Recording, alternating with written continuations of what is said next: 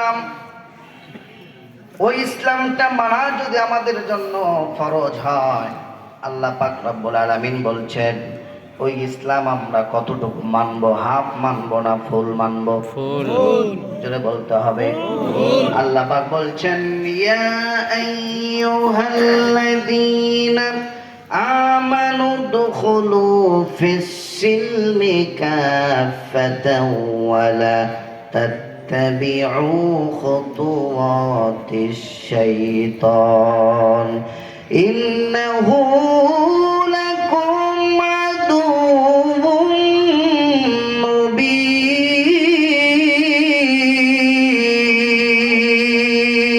আল্লাহু আকবার। আল্লাহ রাব্বুল আলামিন বলছেন ইমানদাররা শোনো, ইসলামের মধ্যে পরিপূর্ণ দাখিল হয়ে যাও, পরিপূর্ণভাবে প্রবেশ করো ইসলামের মধ্যে। কথা কার? আল্লাহ। আরো জোরে বলতে হবে কার কথা? আল্লাহর। আজকে যারা বসে আছি বুকে হাত দিয়ে বলেন তো দেখি, আমরা কি পরিপূর্ণ ইসলামের মধ্যে আছি নাকি? না। সবাই বলেন না। একটু বুকে হাত দিয়ে বলেন, আছে নাকি আমরা? না। তাহলে ইসলাম যে মানা ফরজ, পরিপূর্ণ মানছি না, তাহলে কি আল্লাহর কাছে বিনিময় পাওয়া যাবে?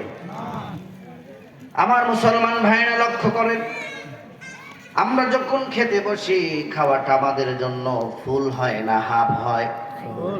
আরো জোরে বলেন। আপনাকে আমার কথা শুনতে পাচ্ছেন? হ্যাঁ। শুনতে এই পান? লাইট হ্যাঁ কেরে ভাই কি বলে, জনগণ কি বলে? আওয়াজ নাই।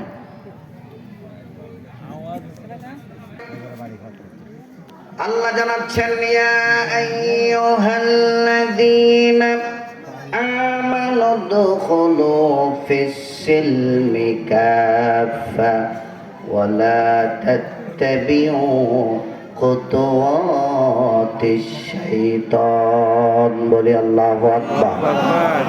আল্লাহ রাব্বুল আলামিন বলেন বান্দারে ইমানদাররা শোনো, পরিপূর্ণ তোমরা ইসলামের মধ্যে ঢুকে পড়ো।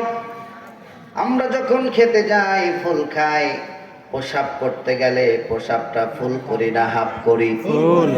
মশারির মধ্যে যখন ঘুমাতে যাই এক পা বাহিরে রাখি আরেক পা আমরা ভিতরে দিই, এরকম নাকি? না। তাহলে আল্লাহর জমিনে আল্লাহ বানিয়েছেন আসমান, আল্লাহ বানিয়েছেন জমিন, সবকিছুই আল্লাহর জমিনে চলবে ফুল। শুধুমাত্র আল্লাহর বিধান, আল্লাহর আইন মানার ব্যাপারে হাফ এটা চলতে পারে না। কথা বলেন ঠিক কিনা? তাহলে আল্লাহর বিধান মানার ব্যাপারে আমাদেরকে ফুল মানবো না হাফ মানবো? ফুল। ফুল মানতে রাজি আছেন? আরো জোরে বলেন। কারা কারা আছেন দু হাত তুলে আল্লাহকে দেখা দেন।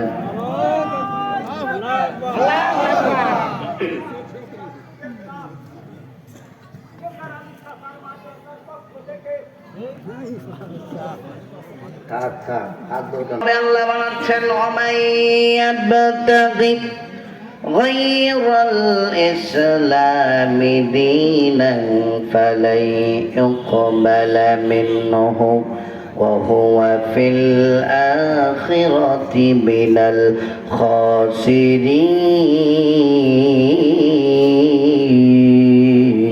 আল্লাহু আকবার।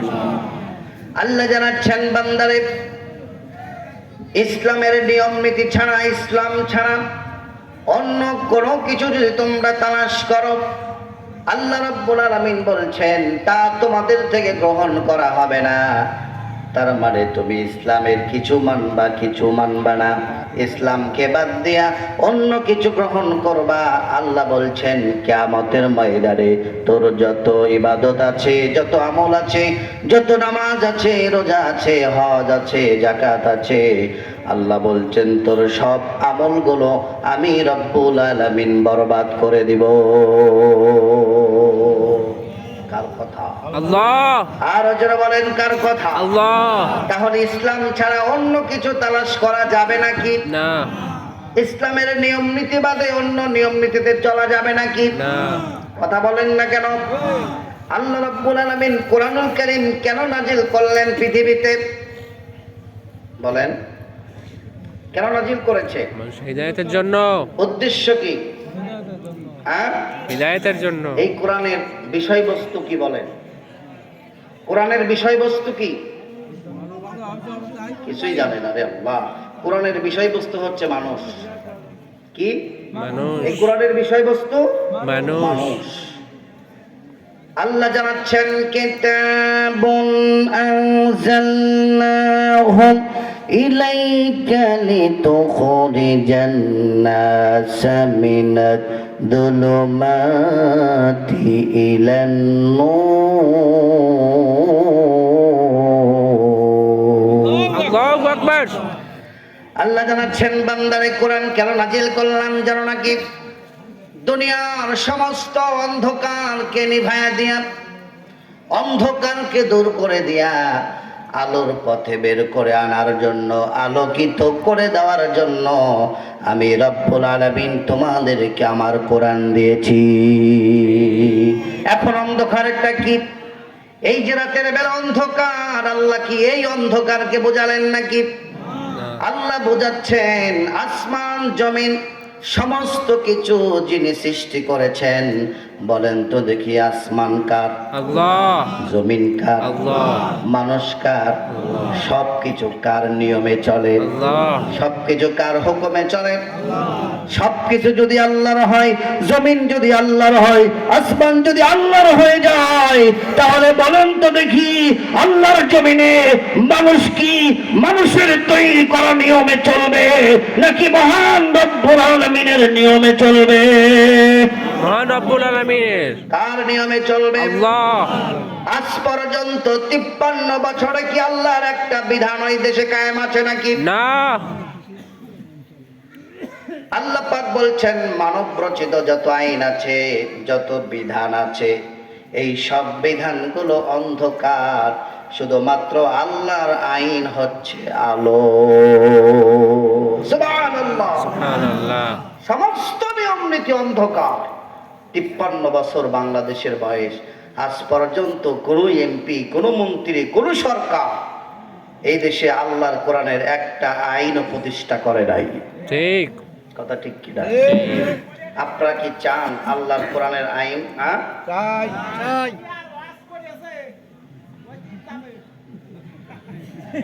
বুঝি না। হ্যাঁ, এই দেশে কত সরকার গেল এলো, কিন্তু কেউ কোরআনের আইন প্রতিষ্ঠা করলেন না। ঠিক কিনা বলে? আল্লাহ পাক বলছেন আলা আলাহুল খলকু ওয়াল আনাম, সৃষ্টি যার, আইনও চলতে হবে কার?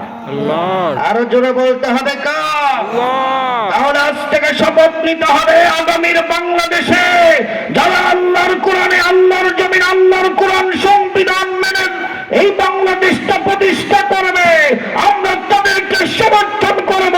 যারা আল্লাহর কোরআন দিয়ে দেশ পরিচালিত করবে না, তাদেরকে আমরা জনপিটা করবো। কথা বলেন ঠিক কি?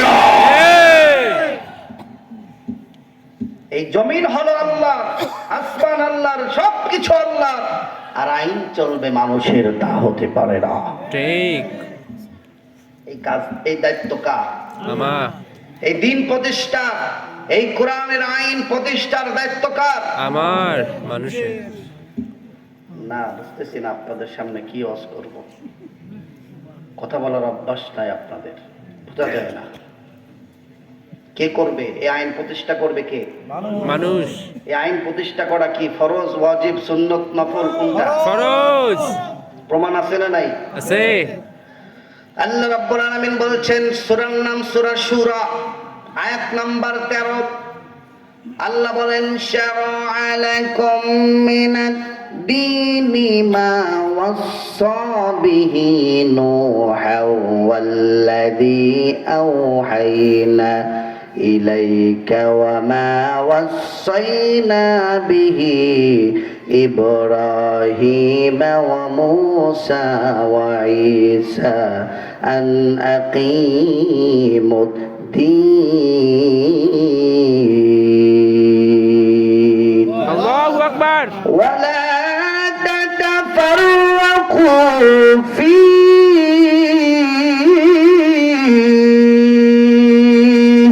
الله أكبر আরো জোরে বলেন আল্লাহু আকবার। الله أكبر আল্লাহ পাক রব্বুল আলামিন নবীকে জানাচ্ছেন, হ্যাঁ নবী, এই যে দিন কায়েম করা এটা যে ফরজ, শুধুমাত্র তোমার উপরে আমি দিলাম না, আমি দিয়েছিলাম নূহকে, আমি দিয়েছিলাম ইব্রাহিমকে, মূসাকে, ঈসাকে, সবাইকে আদেশ করেছিলাম এই দিনকে তোমরা কায়েম করো। খবরদার খবরদার, দিন কায়েমের ব্যাপারে তোমরা মত পার্থক্য করো না। তার মানে বোঝা গেল আল্লাহর জমিনে আল্লাহর দিন কায়েম করা নবীদের কাজ ছিল। এখন বর্তমান সময়ে যারা ইমানের দাবি করে ওই সমস্ত ইমানদারদের দায়িত্ব হলো আল্লাহর জমিনে আল্লাহর দিন প্রতিষ্ঠার জন্য সংগ্রাম করা। কথা বলেন ঠিক কিনা? এখন দেখতে চাই কারা কারা আছেন আল্লাহর জমিন আল্লাহর দিন প্রতিষ্ঠা করতে চান। হাত তুলে আল্লাহকে দেখা। আল্লাহু আকবার, আল্লাহু আকবার। ঘরে ঘরে জানো, সংসদে জানো। আল্লাহু আকবার। কষ্ট হচ্ছে আপনাদের না, প্রিয় মুসলমান ভাইরা, বিগত বছরে আমরা কোরআনের কথা বলতে পারি নাই। এখনো যদি কোরআনুল কারীমের কথা, সত্য কথা যদি না বলা যায় তাহলে তাফসীর মাহফিল করে কোনো লাভ নাই। ঠিক কথা বলেন না কেন আপনারা? ঠিক। নাম দিবেন তাফসীর মাহফিল, আর তাফসীর করা যাবে না, কোরআন থেকে কথা বলা যাবে না, ওই তাফসীর বন্ধ হয়ে যাওয়া ভালো। কথা বলেন না কেন আপনারা?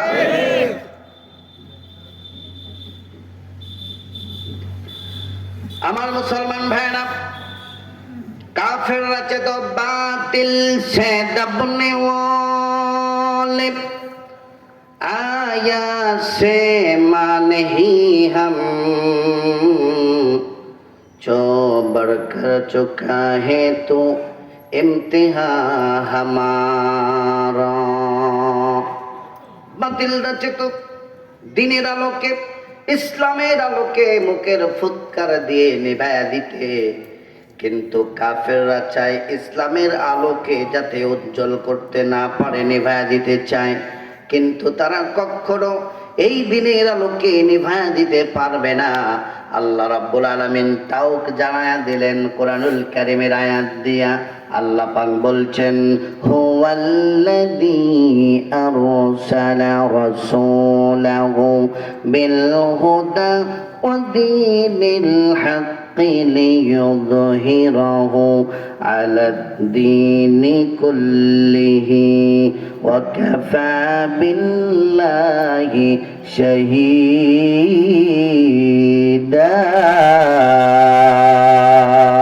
আল্লাহু আকবার। আল্লাহ জানায় দিলেন কাফেররা হাজার চেষ্টা করবে তাও পারবে না। ঠিক কিনা বলেন? কারণ কাফেররা চায় দিনের আলোকে নিভায়া দিতে, আর আল্লাহ চায় দিনের আলোকে तमाम পৃথিবীতে প্রজ্বলিত করে দিতে। এবার জানতে চায় শক্তি কার? কাফেরদের শক্তি বেশি না আমার আল্লাহর শক্তি বেশি? আগের ফ্যাসিস্টের আমলে আমরা দেখেছি কোরআনের কথা বললে বাধা দিত, কিন্তু বর্তমানের কিছু সংখ্যক নেতারাও তাফসীর মাহফিলে বাধা দেয়।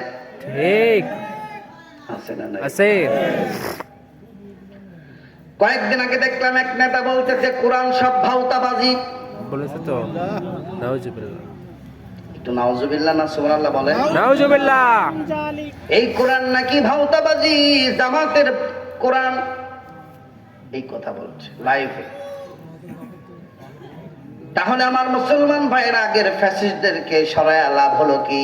তারাও বাধা দিত ক্ষমতা পাওয়ার পরে, আর এখন কিছু ধরনের মানুষ ক্ষমতা পাওয়ার আগেই কোরআনের বাগানে বাধা দেয়। আছে না নাই? এজন্য মনে রাখতে হবে আল্লাহ রাব্বুল আলামিনের এই দেশে স্বাধীন হয়েছে, কিন্তু এখন পর্যন্ত ইসলাম প্রিয়রা স্বাধীন হয় নাই। ঠিক কি না? স্বাধীন হয়েছে দ্বিতীয়বার এই দেশ, কিন্তু মুসলমান ইমানদারদের পূর্ণ বিজয় এখনো আসে না। কথা ঠিক কিনা? ঠিক। এজন্য আজকে আমি আপনাদের সামনে কোরআনুল কারীম থেকে একটি সূরার আয়াত থেকে তেলাওয়াত করেছি। সূরাটির নাম হচ্ছে সূরাতুল ফাতাহ। ফাতাহ মানে বিজয়। বিজয়। বলেন ফাতাহ মানে কি? বিজয়। বিজয়। কিসের বিজয়? ইসলামের বিজয়। জোরে বলেন। দিনের বিজয়। ইসলামের বিজয়। বিশ্বনবী মুহাম্মদুর রাসূলুল্লাহ সাল্লাল্লাহু আলাইহি ওয়াসাল্লাম মক্কা থেকে হিজরত করেছেন মদিনায়। উদ্দেশ্য, কারণ কি ছিল? কারণ ছিল কাফেররা কোরআনের কথা শুনলেই শুধু বাধা দিত, ঠিক কিনা? শুধু বাধাই দিত না, বিভিন্ন সময় ডিস্টার্ব করত, মারার জন্য ষড়যন্ত্র করেছে, হত্যার ষড়যন্ত্র করেছে। আল্লাহর পক্ষ থেকে ঘোষণা এলো, মক্কা তোমার জন্য নিরাপদ নয়, তুমি এই মুহূর্তে মক্কা ছেড়ে মদিনায় চলে যাও। কার নির্দেশে গিয়েছে? আল্লাহ।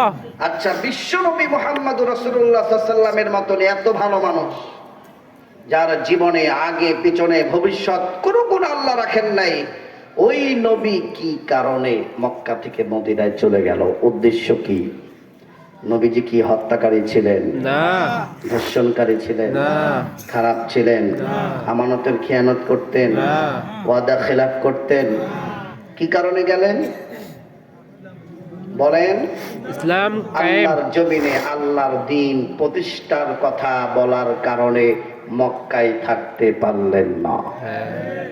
যেটা বলতে হবে, শুধু বিশ্বনবী মুহাম্মদ রাসূলুল্লাহ নয়, এই দেশের সবচাইতে বড় তাফসীর কারক আল্লামা আব্দুল হোসেন সাইদি 50 বছর তাফসীর করেছে।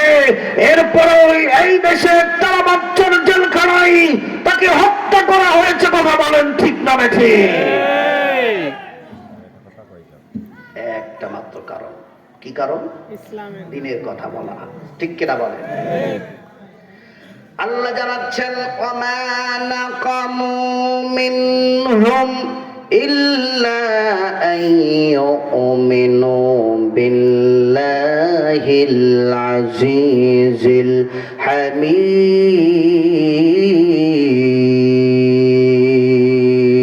আল্লাহু আকবার। আল্লাহ রাব্বুল আলামিন জানাই, কাফেররা মার খেলো কেন?